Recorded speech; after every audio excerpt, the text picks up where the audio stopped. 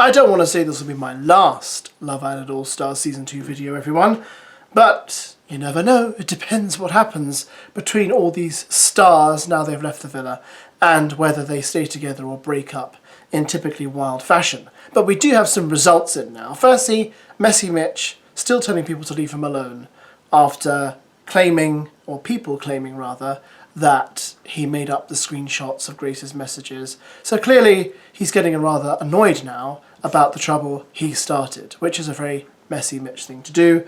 I am not sure whether we're ever going to find out about these messages and what's what, because I'm sure by now Grace has had a chance to look at them and could have posted about them. But as far as I'm aware, nothing has been posted yet. What has been posted, though, is the results of the show, the voting results. We also have some ratings. We know that it got 1 million views, or 1 million viewers, the finale, guys, which isn't bad. It's not terrible. You know, Love Island has been kind of floundering in the ratings quite a lot recently. The ratings currently are nowhere near as good as they were 5, 6, 7 years ago. And why would they be? Because people are streaming, people are watching online, viewership has changed over the years. So 1 million's not bad. I don't think they're going to be disappointed with that. I don't think they're going to be elated, but I don't think they're going to be disappointed. And this may mean, sadly, that All Stars does get renewed, because it's not absolutely tanking. Do you know what I mean? If it was down to 200,000-300,000, they would definitely pull the plug on it. But I think the way it's going, they'll carry on, because they're still getting advertisers, they're still getting traction online in terms of social media, so it may not actually be done yet. Sorry, because I don't think it... Let's be honest, even though I will give the producers credit and say Season 2 was better than Season 1 in my view, it still isn't brilliant. It's a bit too... I don't know. It can be boring, but also I think the fact that they all know each other, the fact that they are pals outside the villa, kind of messes things up. It's much more interesting when they're strangers. At least with Love Island Summer, they're all newbies. They don't really know each other that well.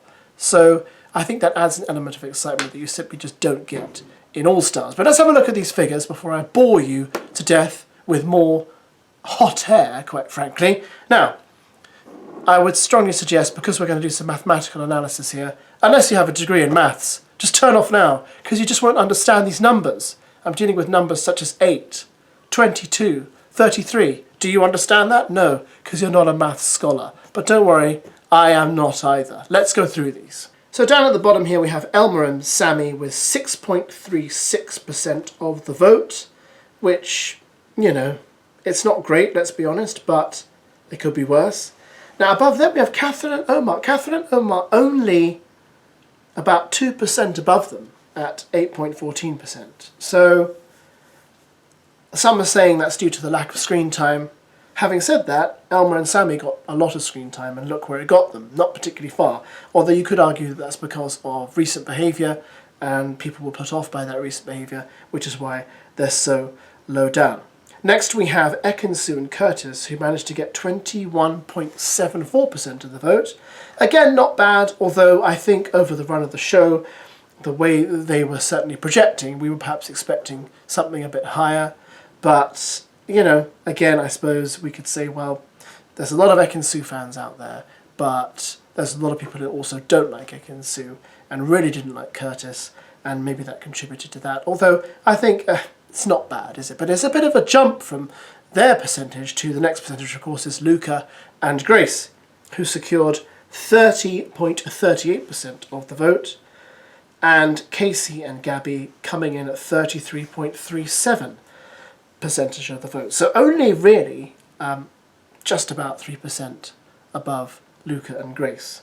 So not much between them, very close. Now, there are some saying, well, that's what happened because, you know, of Mitch and the silly text messages and all the confusion, and Olivia and what she said, etc., etc.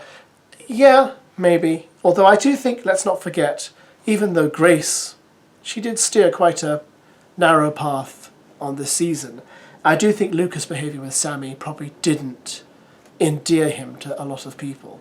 And I think there's still question marks over that, quite frankly. But, you know, nevertheless, it's all very close between the winners. Nothing much in there, to be honest. There's not like it's a decisive win. You know, it's kind of like a very tiny, tiny percentage win. Now let's compare it to last year's results, if you're interested. And you can see that actually you know what? These percentages are a bit of much of a muchness, really. Let's have a look at this. So last year we had Georgia H and Hanton on 7%, okay? So already coming in sort of higher, just tiny weeny bit higher than Elmer and Sammy. Georgia S and Toby at 10%, so again, bit higher than Catherine and Omar. Sophie and Josh at 15%, so Sophie and Josh got 15%, and they came third, and we have Ekin-Sue and Curtis coming in at 21%, so yeah. Then we have Jess and Callum at 33%, and Molly and Tom at 35%. So again, very little between the winners. Tiny, tiny margins. And as far as I remember, there was no strange, hidden scandal, for lack of a better term, towards the end of All Stars Season 1. So, did it make much of a difference? I don't think it did. I think it was all a storm in a teacup, quite frankly. Although I still, as I said at the beginning of this video, I would like to know if it was actually Grace who sent those messages or not. Was it all fake? Please, can someone find out? So there we go, guys. Your opinions, please, below. I know this doesn't really mean much in the grand scheme of things, but hey, we're either doing All Stars or we're not, and we are finally finishing this road off. So there you go. Let me know what you think. Do you think that there was a definite change in the voting pattern of most people after all the various bits and pieces with Grace and all that kind of stuff? Or do you think, you know what, it was just lacklustre all round, and the results prove it was pretty lacklustre, and the public didn't care as much as we think they did? And who can blame them, quite frankly? There you go, guys. Thoughts below, please. Catch you later.